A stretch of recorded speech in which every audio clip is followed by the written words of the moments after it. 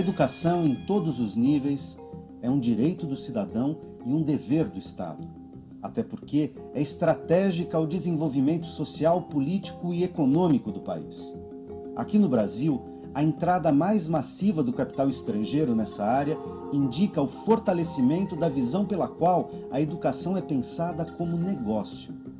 Transformada em mercadoria, a educação fica rebaixada como bem social a ser cuidado na condição de política de Estado a partir do debate público e da participação da sociedade. Se é assim, por que o processo de mercantilização, sobretudo da educação de nível superior, se intensificou? Como regular esse processo?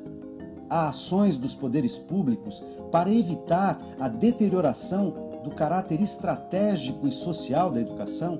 E ainda, como equacionar a necessidade premente de qualificar a educação brasileira para fomentar o desenvolvimento e para aprofundar nossa democracia?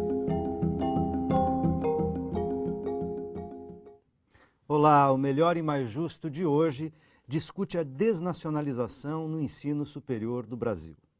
Para essa conversa eu tenho o prazer de convidar José Jorge Maggio, diretor do Sindicato dos Professores do ABC, Otaviano Helene, ex-presidente da DUSP, Associação dos Docentes da USP, e professor de Física da USP, e Arthur Roquette, conselheiro da Câmara de Educação Superior, órgão ligado ao Conselho Nacional de Educação. Bem-vindos. Obrigado. Ainda que tenha crescido o número de universidades federais nos últimos anos, o movimento contrário, capitaneado pela entrada do capital estrangeiro, pela desnacionalização de parte das instituições educacionais do país, parece ganhar cada vez mais força. O que isso significa? Em que medida a qualidade e as finalidades sociais da educação ficam comprometidas se tiverem que responder a objetivos comerciais e à lucratividade de empresários e acionistas? Essa é uma questão, é um novo problema ou um problema que se agudiza atualmente no Brasil? Bem-vindos de novo. Vou começar aqui à minha direita, professor Arthur. Eu vejo isto com bastante preocupação.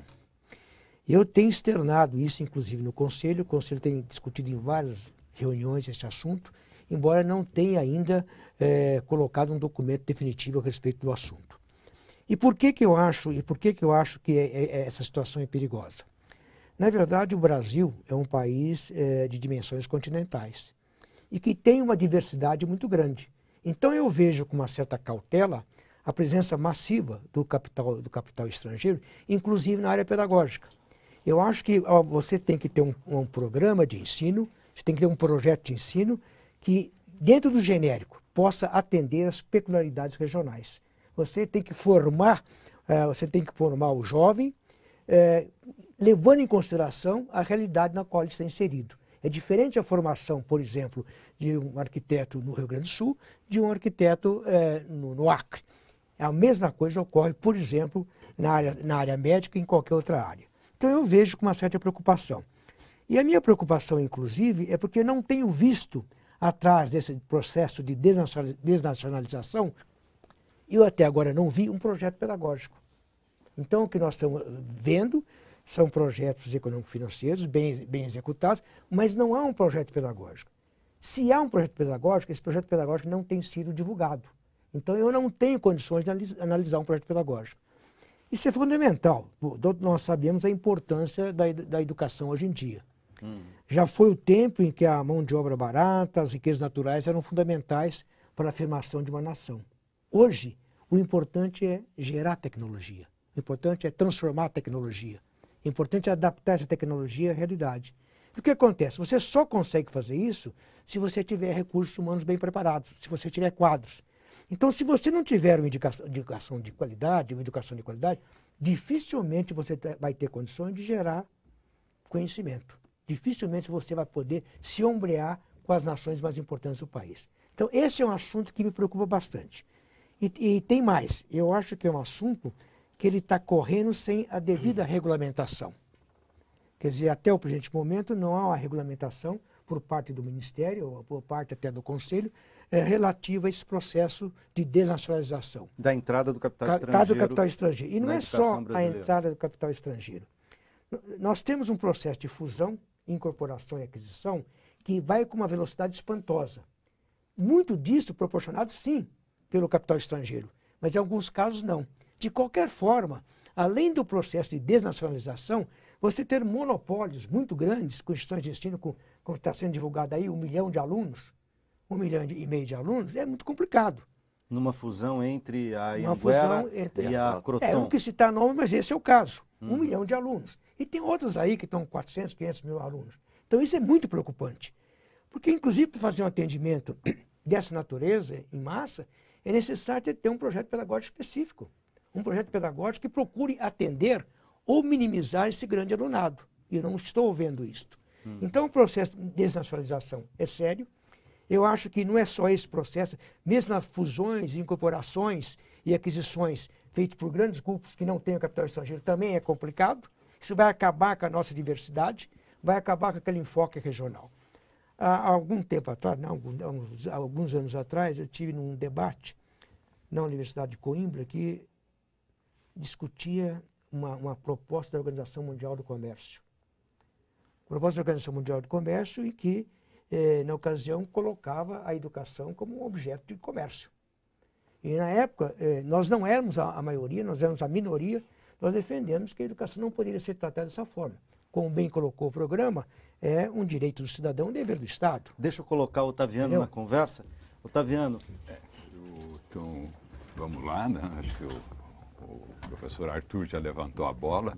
Quer dizer, esse problema da desnacionalização é uma parte do problema da privatização. Quer dizer, todas essas suas manifestações valem totalmente para a questão da privatização. Quer dizer, o Brasil tem um sistema de educação superior altamente privado. O estado de São Paulo, se fosse um país, seria de longe o país mais privatizado do mundo do que diz respeito ao ensino superior. Um negócio completamente esdrúxulo, né? E como o Arthur colocou bem, são instituições que vão se fundindo, uma delas tem 1 milhão de estudantes, ela é maior que as federais, todas as federais juntas. Quer dizer, o ensino público superior no Brasil é um apêndice do setor privado.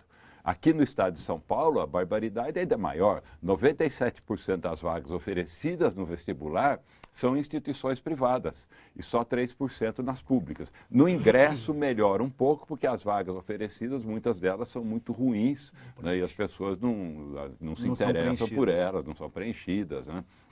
E com todos os problemas, né? E há enganos fundamentais que acabam justificando, de um lado, a privatização e, de outro lado, essa internacionalização. Acho que até foi bem colocada a questão do interesse que aparece na OMC, a OMC e o GATT, tentando colocar a questão da educação como sendo uma mercadoria, como qualquer outra mercadoria, então tem que cair nos acordos internacionais de que, sei lá, se é para abrir uma faculdade, então o governo de um país tem que abrir uma concorrência internacional para ver quem que vai fazer a faculdade naquele lugar, levando ao extremo, é isso que interessa aos países mais poderosos dentro da OMC, né? Mas o que eu tinha comentado antes é que existem enganos de base que acabam justificando a privatização, justificando para o grande público, né, e o interesse econômico aproveita essa justificativa. Uma delas é quanto ao custo, né, como se o setor privado fosse mais barato que o público. Não é verdade. O setor privado só parece mais barato que o público porque você compara coisas diferentes, né? Você compara o público que concentra os seus cursos, como agora há pouco a gente conversando com o professor Arthur, na área médica, por exemplo, quase metade da Unesp, mais que 1/3 da Unesp é na área de saúde, evidentemente é um curso caro. A Unesp é a Universidade do Estado de São Paulo.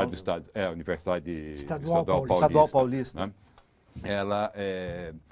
Então as públicas concentram os seus cursos em cursos caros, não caros porque são mal administrados, nada, porque eles são caros por natureza. Quer dizer, um curso de medicina, acho que o aluno para se formar são 6.000 horas de aula. Exatamente. 6.000 horas. Hospital, escola. Tem hospital escola, você não dá laboratório com seres vivos, para mais do que alguns poucos estudantes no laboratório. Não pode pôr 50 no Os laboratório. hospitais veterinários têm hospitais veterinários, Sim. as veterinárias têm hospitais veterinários, que é tão caro quanto um hospital humano. Humanos, porque a infraestrutura é a mesma, o número de estudantes que você pode colocar no laboratório é o mesmo. E enquanto que as instituições privadas concentram os seus cursos... Bom, e além disso, as universidades públicas têm uma quantidade de pesquisa... Além de ter pesquisa. Que tem um custo próprio, claro, que muitas privadas não têm. Né? Então, mas mesmo ainda não considerando ainda esse aspecto, quando você compara curso a curso, então não vale comparar a instituição privada com a instituição pública. A instituição privada dá em grande parte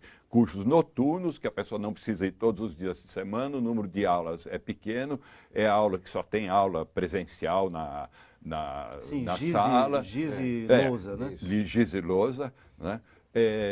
Usa os 20% de ensino à distância que é permitido abundantemente, todas elas usam, né?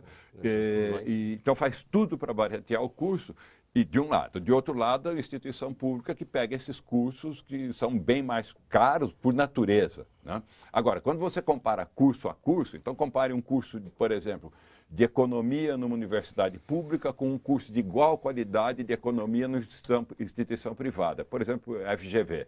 Ela tem um excelente curso de economia. O custo da instituição pública é menor por estudante. A hora que você olha o orçamento com detalhe, é menor. Engenharia de tempo integral, por exemplo, é a mesma coisa. Quando você compara uma engenharia de tempo integral numa instituição pública com uma engenharia de tempo integral equivalente numa instituição privada, o público é mais barato. Deixa eu colocar o Jorge na conversa. E vale para todas, desculpa, só para completar, vale para todas as áreas do conhecimento. Se você pegar outras áreas do conhecimento, também é assim. Quer dizer, o setor público é mais barato e mais eficiente. Mas eu volto a esse assunto. Jorge, quer dizer, como é que você vê essa questão? Sobretudo pensando nessa dimensão, do ponto de vista sindical, uma das coisas que se ouviu durante décadas no Brasil era de que os empresários do ensino privado, né, os donos de escola, ensino privado, e aí não só no ensino superior, diziam que o ensino não é uma atividade lucrativa, que eles trabalhavam com pequenas margens, daí reclamando os reajustes de mensalidades, etc. E qual seria o grande interesse do capital estrangeiro chegar no Brasil se esse não fosse um setor onde as margens de lucro são interessantes? Né? Bom, primeiro de tudo é que você pega que é um pouco na história, isso por volta dos anos, a mudança que ocorreu nos anos 1990 foi decisivo para essa questão, né? Inclusive com a própria Constituição de 88, nos seus artigos 208, 206, ela já prevê essa perspectiva desse capital entrando, né, no mercado nosso. Então, existe sim um regramento legal, né, inclusive dentro da própria Constituição Federal, permite isso. Permite, mas não regula, né? Não regula. E com a LDB de 96, também existe esse espaço para ocorrer, né, e de fato ocorre, né? Então, são instrumentos que vão garantindo a entrada desse capital aqui. E exatamente em cima daquela lógica de 1990, aonde o governo Collor, ele muda totalmente o eixo, né, nós tínhamos assim uma economia voltada mais para o capital interno, etc. Tal, né, e isso vai totalmente, abre as portas do país para a entrada do sistema neoliberal. Nessa política neoliberal, o importa é o lucro, e a mercadoria entra aí. E é nessa época que você começa a ouvir falar na Organização Mundial do Comércio, né, que a educação ela deve ser mercantilizada. Também. Existe um decreto, se eu não me engano, o decreto 2306, se eu não me engano, e esse decreto aí então permite totalmente a entrada desse capital, também não regra, mas ele permite a entrada desse capital externo para dentro do país. A partir daí, então, esse pessoal tem um grande interesse. Aí você pega, por exemplo, as grandes fusões. As grandes fusões começam a partir por volta de 2000 e pouco, começam as fusões. Chegando a 2005, aqui na região do ABC, chega por volta de 2007, onde a Anhanguera, ela hoje tem 5 instituições. No ABC. No ABC. fala um pouco mais dessa realidade que a gente convive com essa situação. Então, nós temos aqui a Senador Flacker, né, tanto a tecnologia como o curso da Senador mesmo. Aqui compraram a Uniban. Em São Bernardo foi a Uniban e a Anchieta, Faculdade Anchieta. E em São Caetano a FAENAC. Né? Agora, esse grupo ele tem uma particularidade, ele trabalha sempre com o chamado currículo mínimo, né, na lógica do capital. Embora não haja mais currículo mínimo na legislação brasileira. Pois a gente é. trabalha com diretrizes curriculares. Sim, Né? sim. Mas aqui ainda eles trabalham dentro dessa lógica. Então, por exemplo, assim, um curso de engenharia.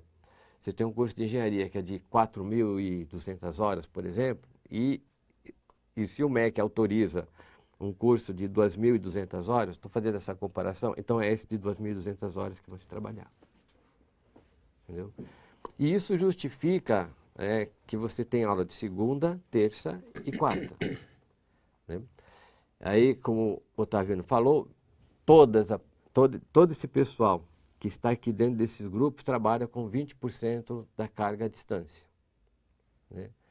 Então, você tem assim, uma instituição que vai encolhendo a quantidade de horas de há um formação. rebaixamento importante da qualidade, tá Sim. certo, oferecida. Eu preciso fazer um rápido intervalo e a gente já volta com esse debate.